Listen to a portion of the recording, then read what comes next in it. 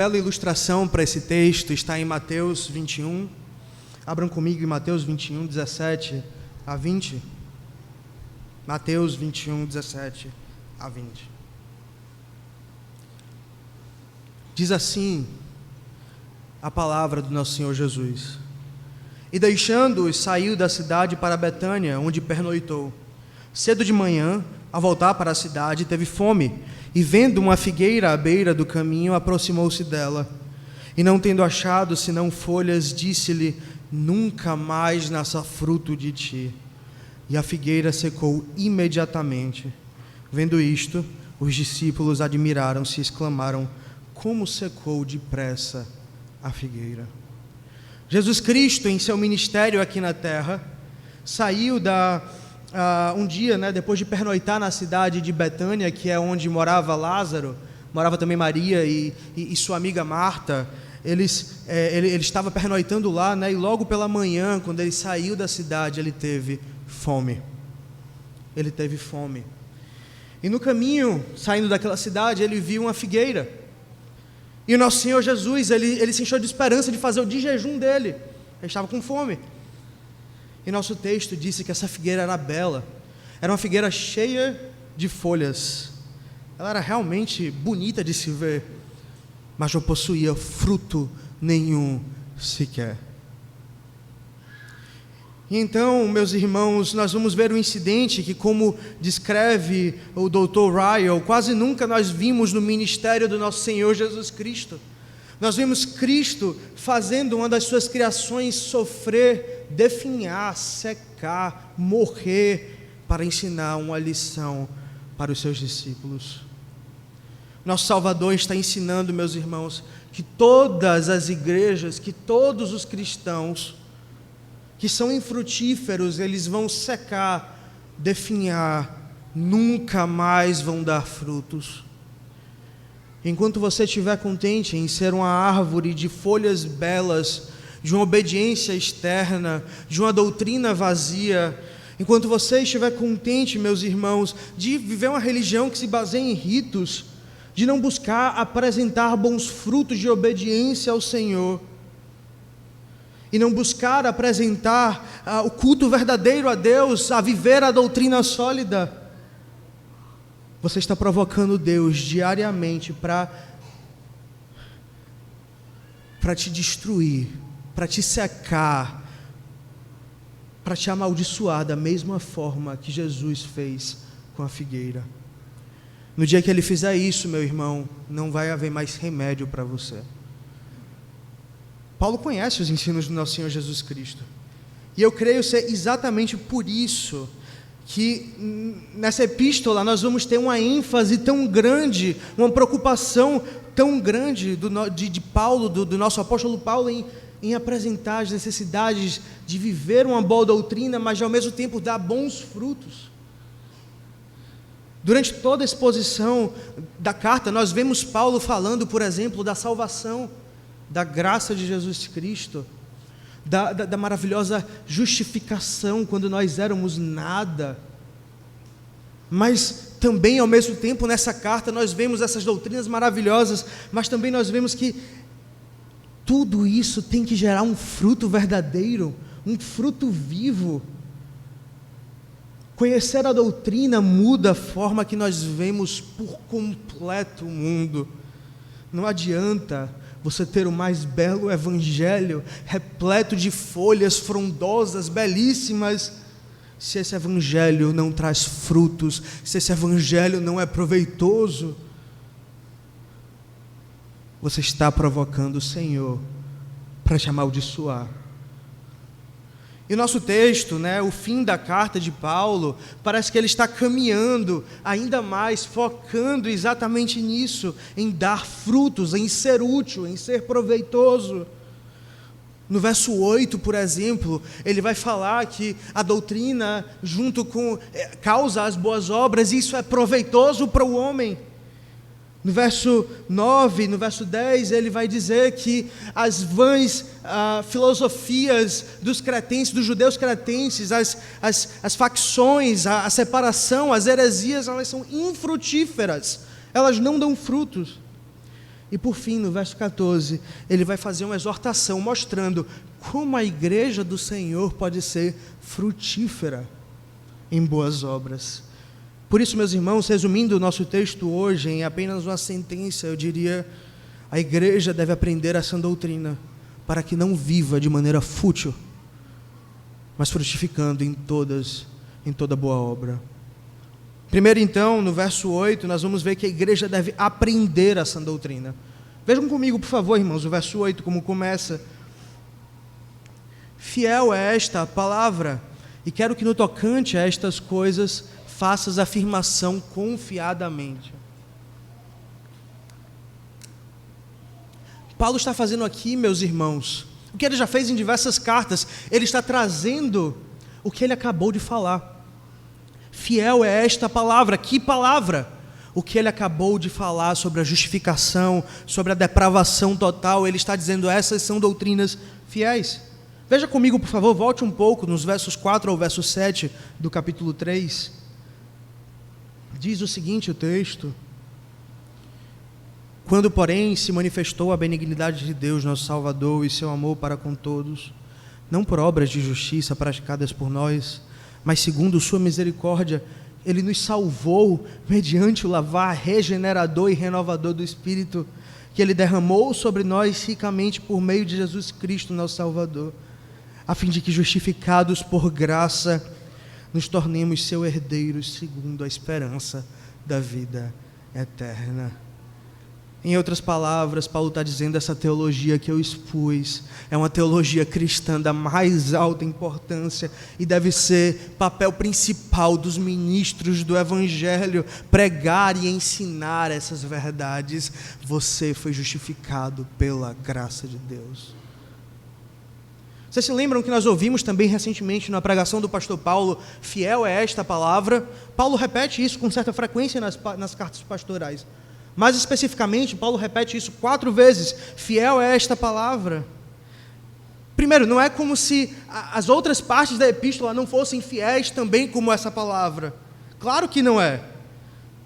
Mas a impressão que dá, meus irmãos, e que muitos comentaristas, eles falam exatamente a mesma coisa, que é como se Paulo estivesse dizendo que o que ele falou nos versos anteriores é um resumo, é um sumário, um verbatim autoritativo da verdade cristã. É como se ele falasse assim: isso daqui é uma doutrina, está compressa aqui, essa palavra é fiel. Uma palavra fiel, então, pode servir como uma base bíblica muito boa para que nós amemos os nossos catecismos e as nossas confissões. Claro que o catecismo, ele não carrega uma carga de autoridade bíblica. Ele não tem uma autoridade igual à da Bíblia, nós não acreditamos nisso. Mas enquanto eles forem um resumo fiel do conteúdo das Escrituras, mas enquanto nossos credos e confissões forem resumos muito capazes, e o melhor resumo possível, nós podemos dizer que essas palavras também são palavras fiéis. São compêndios doutrinários, são sumários doutrinários, resumos doutrinários. Paulo ordena, então, a doutrina deve ser afirmada. Afirmada. Mas por quê? Veja comigo no fim do verso 8. Para os que têm crido em Deus, para que os que têm crido em Deus sejam solícitos na prática de boas obras. Estas coisas são excelentes e proveitosas para os homens. Os puritanos, eles foram um presente de Deus para a nossa igreja. Homens cheios de zelo pela verdade de Deus, homens cheios de amor pelo povo de Deus, cheios de zelo doutrinário, cheios de amor pastoral ao mesmo tempo.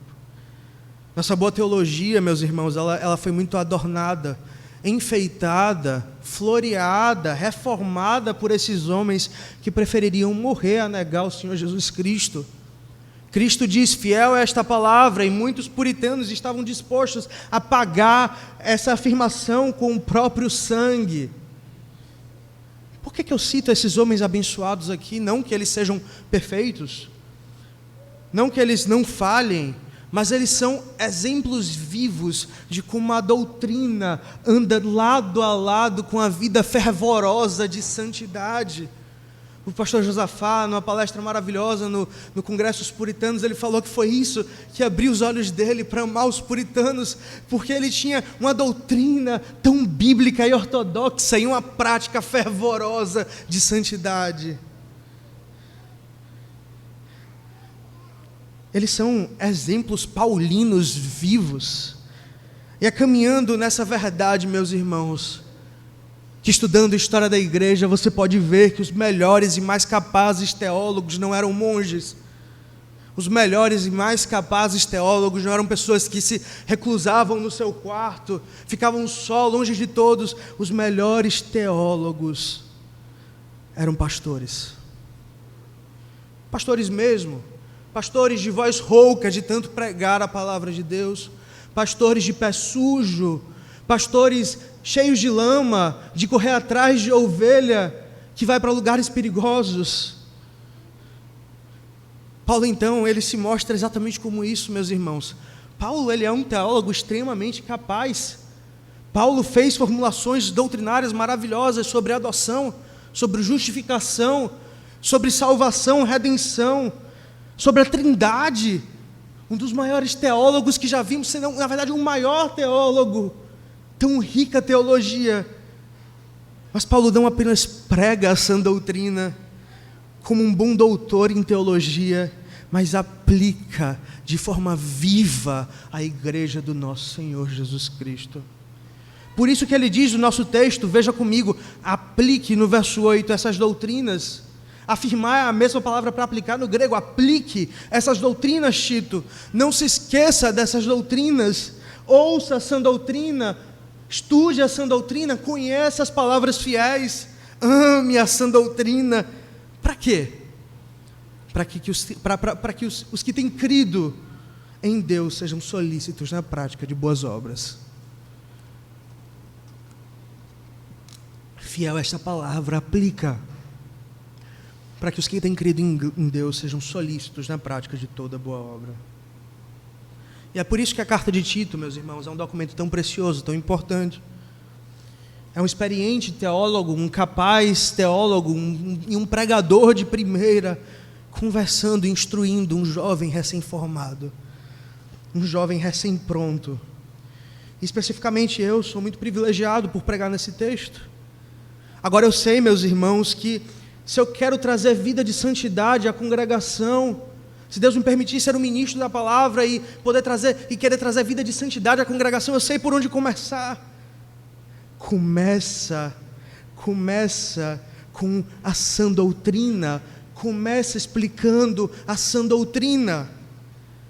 Presbíteros, se vocês querem que as suas ovelhas elas vivam a vida de santidade, que elas estejam prontas para toda boa obra, pregue a sã doutrina. Conheça a sã doutrina. Pais, se vocês querem mudar a vida dos seus filhos, se vocês querem que eles tornem do caminho que eles estão andando, desse caminho tortuoso, ruim, amem a sã doutrina, preguem a sã doutrina. Irmão, se você estiver querendo convencer um outro irmão de voltar dos caminhos malignos, pregue a sã doutrina, comece com a sã doutrina. Sabe como obedecer o mandamento que Paulo diz de ser solícito em toda boa obra? Lembrando que o Senhor fez toda boa obra por nós. Lembrando que tudo que o Senhor fez por nós está presente nas Escrituras, e é isso que nos move a fazer. Fale de Deus. Fale de como Deus ama o seu povo. Fale de como Deus justifica de forma gratuita. Fale de como nós não fizemos nada para sermos salvos, nós éramos cretenses e Deus nos salvou. Quer convencer alguém a viver uma vida de santidade? Vocês não precisam fazer pregação moralista, simplesmente, você não precisa falar simplesmente disso, mas você fala de como Deus ama os seus, ainda quando eram pecadores. E então chama para viver a novidade de vida, meus irmãos. Esse é o exemplo paulino. Prega a sã doutrina, leva para a santidade. Dr. Martin Lloyd-Jones diz que o meio de santificar a igreja do Senhor são as verdades de Deus encontradas na sua palavra. É apenas a verdade de Deus na sua palavra, trabalhando em nós, que produz santificação. Ainda no verso 8, meus irmãos, o apóstolo Paulo diz: os que têm crido em Deus, sejam solícitos na prática de boas obras, estas coisas são excelentes e proveitosas aos homens. É bom, meus irmãos, conhecer a sã doutrina e viver uma vida de santidade. É bom, é proveitoso. Você não está perdendo o seu precioso tempo quando você passa tempo lendo a Bíblia. Você não está perdendo o seu precioso tempo quando você passa tempo em oração no seu quarto. Você não está perdendo tempo quando você instrui o seu filho. Você não está perdendo tempo e esforços quando você luta contra o seu pecado, quando você se esforça diligentemente para sair dessa situação. Não é perda de tempo, é bom e proveitoso. É proveitoso, é frutífero, traz coisas boas, não só para você, mas para quem está do seu lado, para a igreja, para a sua família, para os seus amigos, para a sociedade. Paulo vai dizer em Tito como um cristão santo muda a sociedade, como um cristão santo subverte a sociedade. José, a santidade de José abençoou o Egito como um todo, abençoou a sua família, abençoou a todos. William Hendricks disse, comentando esse texto: as boas obras praticadas pelos crentes trazem vida, luz e alegria e paz, onde antes havia morte, escuridão, tristeza e medo. É bom, é proveitoso, vale a pena. Tempo bem gasto, bem investido, lendo a palavra, conhecendo a sã doutrina, orando ao Senhor, é tempo proveitoso, é tempo bom. Partindo então para o segundo ponto, irmãos, nós veremos nos versos 9 ao verso 11, que a igreja deve ser até a sã doutrina, mais especificamente para que não viva de maneira fútil. Para que não viva de maneira fútil. Vejam comigo como continua o verso 9. Evita discussões insensatas, genealogias, contendas e debates sobre a lei, porque não tem utilidade, são fúteis. Não tem utilidade, são fúteis. Vocês conseguem perceber, irmãos, o contraste que o apóstolo Paulo está fazendo aqui? Ele vai falar da sã doutrina, das boas obras, essas coisas são proveitosas. Ao mesmo tempo, ele vai falar sobre a facção, sobre pessoas facciosas, pessoas insensatas. Essas pessoas não têm utilidade, fazem algo que é fútil. São fúteis. Então o apóstolo começa a descrever o que parece, meus irmãos, a prática dos judeus helênicos. Nós falamos sobre isso no capítulo 1, por isso que eu falarei bem rápido.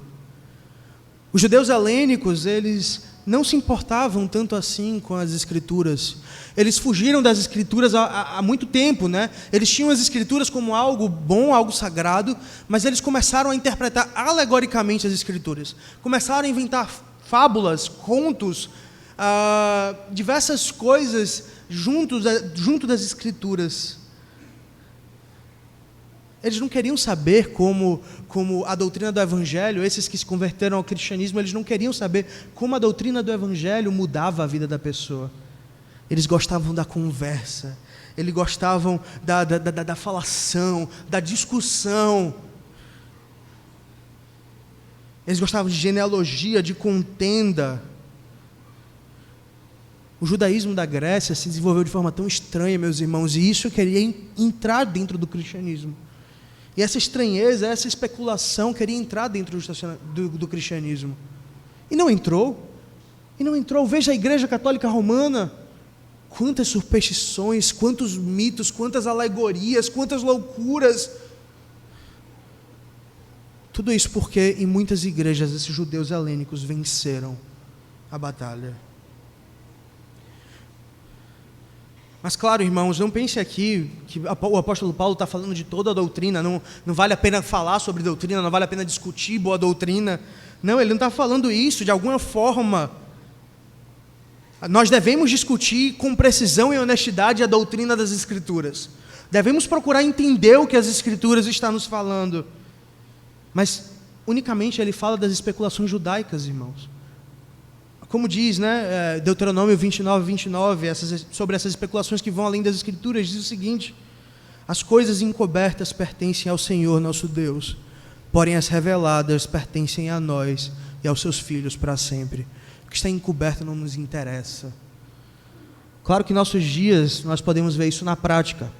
Eu não creio que temos judeus helenísticos na igreja, mas mesmo sem esses judeus, quantos são aqueles que brigam, gritam, fazem um alarde por causa de uma palavra, por causa de uma definição filosófico-teológica que eles estudaram no dia anterior?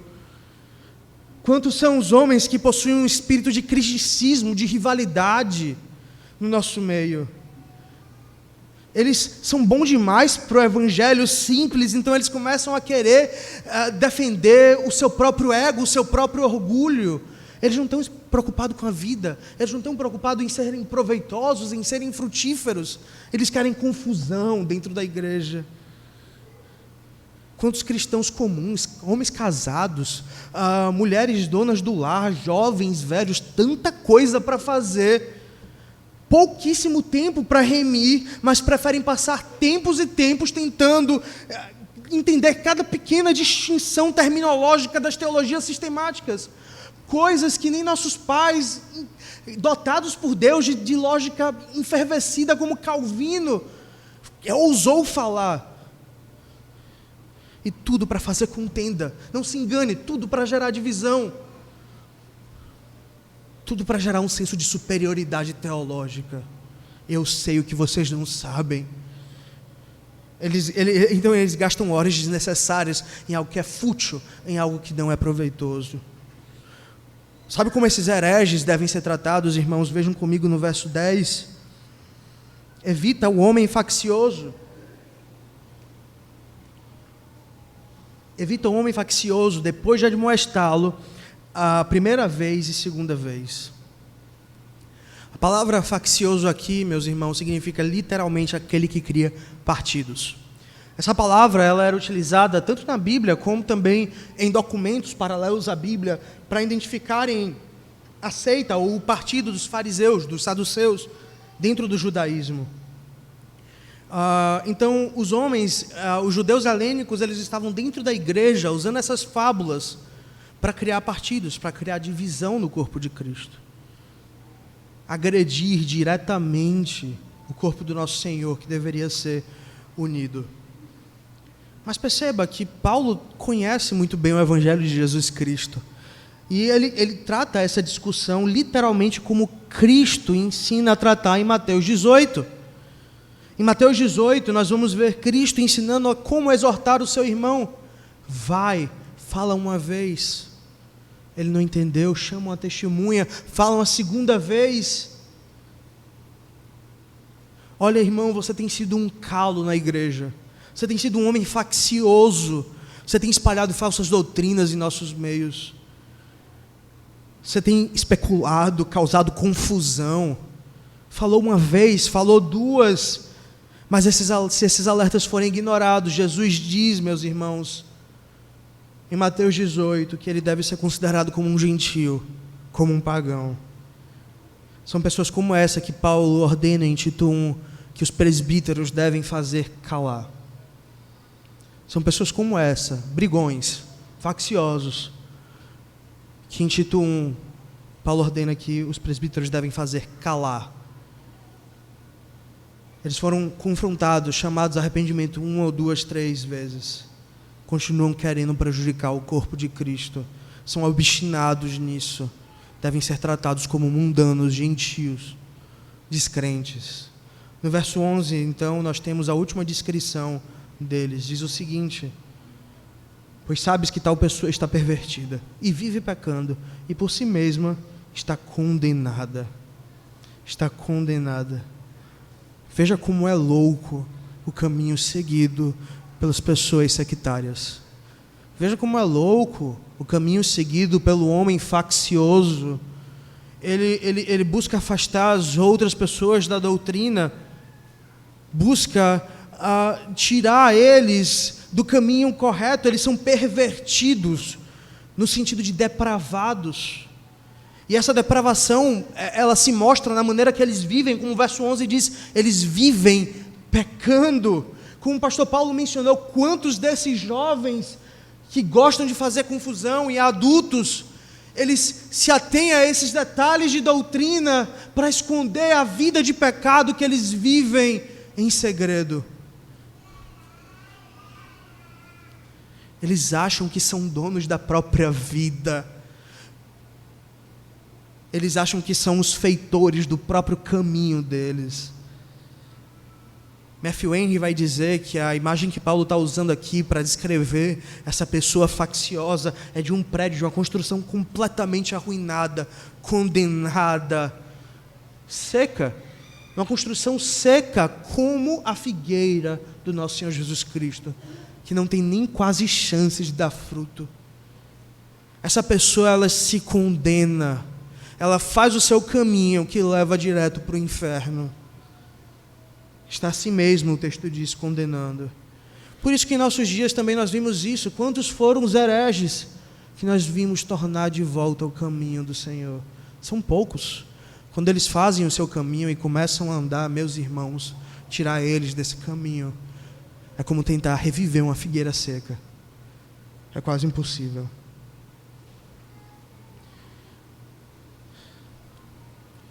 Viver dessa forma é viver de forma infrutífera, viver de uma forma fútil, uma vida de divisão, buscar uma teologia especulativa que não traz prática santa.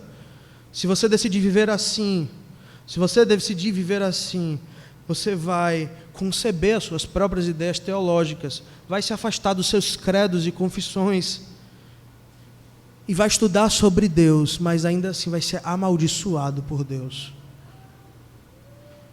Você vai jurar que está estudando sobre Deus, que está crescendo, mas na verdade é amaldiçoado de Deus. Cuidado, meus irmãos. Caminho perigoso, de figueira maldita, infrutífera, cheio de flores, nenhum fruto. Partindo para o ponto final da exposição, meus irmãos, o verso 12 ao verso 15 vai nos mostrar a igreja como um exemplo de como frutificar. A igreja como exemplo de como frutificar. Comece comigo no verso 12, diz assim: quando te enviar Ártemas e Tíquico, apressa-te a vir até Nicópolis ao meu encontro, estou resolvido a passar o inverno ali. Paulo começa então a sua saudação final, irmãos, como é comum em suas epístolas. Toda epístola nós temos a saudação inicial e uma saudação final, uma despedida. E a primeira informação que nós temos é que Paulo está planejando ir ao ocidente da Grécia, numa região chamada Nicópolis. E ele também vai enviar, nesse tempo, Ártemas ou Tíquico, para aparentemente dar continuidade ao trabalho de Tito. Nós não sabemos se eles estavam lá para substituir Tito. Tito, no caso, iria para outro lugar como evangelista, plantar outra igreja, ou se eles iriam trabalhar junto a Tito, fazendo igrejas por lá, por Creta, construindo mais congregações. Nós sabemos que os dois, muito provavelmente, eram pastores, porque de Ártemas nós não sabemos nada, mas de Tíquico nós sabemos, porque ele aparece em outras cartas, de que ele era pastor. Ele era um ministro. Paulo vai usar essa descrição, é um fiel ministro, conservo no Senhor, irmão amado. Então, Paulo estava planejando ver mais uma vez o seu filho na fé, Tito. Estava ansioso para, depois da sua primeira prisão, rever, encontrar o seu amigo Tito, e talvez ali decidir, se vai ficar só Ártemas e Tíquico, ou se Tito vai ficar trabalhando também com eles. Verso 13, então, continua, irmãos. Encaminha com diligência Zenas, o intérprete da lei, e Apolo, a fim de que não lhes falte coisa alguma. Paulo está quase fazendo uma troca aqui. Paulo está dizendo o seguinte: eu dou Ártemas ou Tíquico, e Tito, você vai ter que me dar Zenas, o advogado, e Apolo. O texto não especifica se esse Zenas, meus irmãos, que aparece apenas aqui, ele era um judeu, um advogado judeu do Antigo Testamento, que entendia bem a lei de Deus, o intérprete da lei é literalmente advogado, ou se ele era um advogado grego, que entendia bem como funcionava a legislação grega. Mas nós temos certeza de que esse advogado, seja ele judeu ou seja ele grego, servia ao Senhor com os dons que o Senhor o concedeu. Esse advogado servia ao Senhor com os dons que o Senhor o concedeu. E é verdade, irmãos, esse advogado era um nobre. Advogados na época eram pessoas nobres, intérpretes da lei, eram nobres. E Paulo fala em Corinto que não são muitos os de nobre nascimento que abraçaram o evangelho do nosso Senhor Jesus Cristo, mas na verdade geralmente eram as classes mais pobres, mais simples. Zenas, então, aqui é uma exceção, irmãos. Zena muito provavelmente era um nobre, consideravelmente nobre. E essa história me lembrou muito a história de Teodoro de Beza, o sucessor do nosso amado reformador João Calvino. Assim como no início da Igreja de Cristo, na época da Reforma, não eram muitos de nobre nascimento que se tornavam convencidos da verdade de Cristo. Eram poucos, a multidão em sua maioria eram pobres. Não quer dizer que não eram estudados, mas eram pobres geralmente. Quando Teodoro de Beza ouviu a palavra do Senhor e foi convencido pelo Senhor, ele largou tudo que tinha. Ele era um rapaz muito nobre, um advogado do Senhor. Ele, inclusive, os pais dele tinham conexões políticas altíssimas na França. Dizia-se, inclusive, que os pais dele tinham uma influência considerável na Igreja Católica Romana na França. Então, esse homem nobre foi convencido pela pregação da palavra na universidade. Ele largou, chorou amargamente os seus pecados e correu para Genebra. Ele não foi pastor assim que chegou, ele demorou muito tempo em Genebra até ser pastor. Foram anos e anos, mas enquanto ele não assumiu o púlpito, meus irmãos, ele trabalhava com todo zelo, como advogado, sem recompensa financeira, para livrar os primeiros protestantes de dentro das cadeias dos franceses.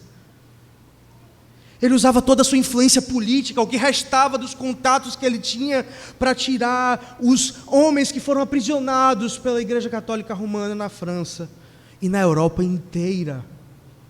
Trabalhava de manhã até de noite, escrevendo milhões e milhões de cartas em prol dos seus irmãos em Cristo.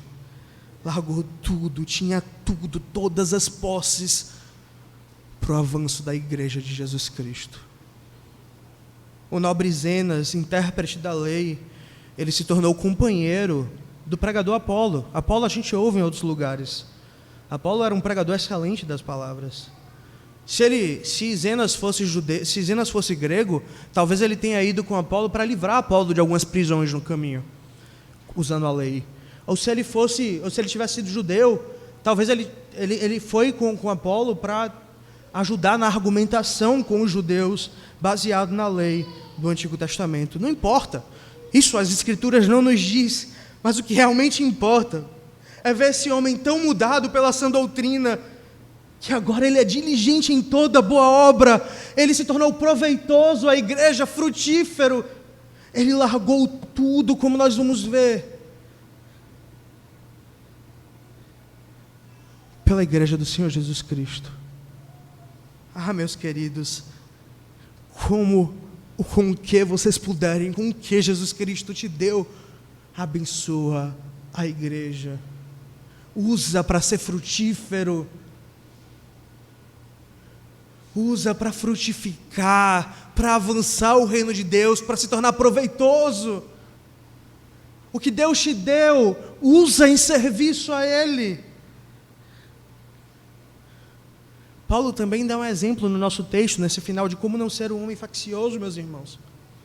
Paulo tinha tudo para ser um grande rival de Apolo. Eu não sei se vocês se lembram, mas a igreja de Corinto estava numa briga, né, no tempo, em facções, né, dividindo. Eu sou de Paulo, eu sou de Apolo, eu sou de Cristo, enfim. Você tinha essa briga de facções. E o pessoal de Corinto parecia gostar muito mais de Apolo, porque Apolo era um pregador excelente, Apolo tinha uma oratória impecável. É dito em Atos 18 isso. O quão bom orador era Apolo. Apolo era um pastor que impressionava, que chamava. Então, os crentes em Corinto começaram a rivalizar Paulo e Apolo. Paulo, parecia que eles não gostavam da oratória de Paulo, como nós vemos em 2 Coríntios. Parece que eles não eram afetuosos, a oratória, a forma que Paulo pregava o Evangelho. Mesmo assim, mesmo com os coríntios tentando lançar essa rivalidade, os dois continuaram a trabalhar juntos para o avanço do reino do Senhor. 10 anos se passaram desde a carta de Coríntios, e ainda assim os dois estão juntos, sem contendas, sem facção, sem pensar mal um do outro, cooperando mutualmente pelo bem da fé, pelo bem da Igreja de Cristo. E veja a poderosa fraternidade, meus irmãos, no verso 15. Todos os que se acham comigo te saúdam. Saúda quantos nos amam na fé. Essa é a igreja do Senhor Jesus Cristo. Essa é a igreja do Senhor Jesus Cristo, unida em boas obras. O fim do verso 13 e o início do verso 14 continua. Encaminha com diligência Zenas, o intérprete da lei, e Apolo, a fim de que não lhes faltem coisa alguma. Agora, quanto aos nossos, que aprendam também a distinguir-se nas boas obras a favor dos necessitados, para não se tornarem infrutíferos. Tito, que a pregação da sã doutrina gere frutos, a fim de que os nossos se distingam em boas obras a favor dos necessitados. Meus irmãos, Zenas, aquele homem de nobre nascimento, o intérprete da lei, e o eloquente Apolo, que podia estar brilhando nas discussões gregas filosóficas, largaram tudo. Estão viajando com a mão na frente e outra atrás, dependendo unicamente da graça de Deus e da generosidade da igreja do Senhor Jesus Cristo. Como Teodoro de Beza, largaram tudo por Cristo. Queridos, não permitam que essas pessoas passem fome. Paulo fala. Encaminha com todos os mantimentos, cuida dos seus. Igreja, cuide dos seus necessitados. Todas as oportunidades que o Senhor nosso Deus te der de ser útil, meu irmão, seja útil e dê glórias a Deus pela necessidade. Se Deus te agraciou com dinheiro, seja útil com dinheiro, ajude a igreja precisa de ajuda. Tem irmãos necessitados que precisam de ajuda.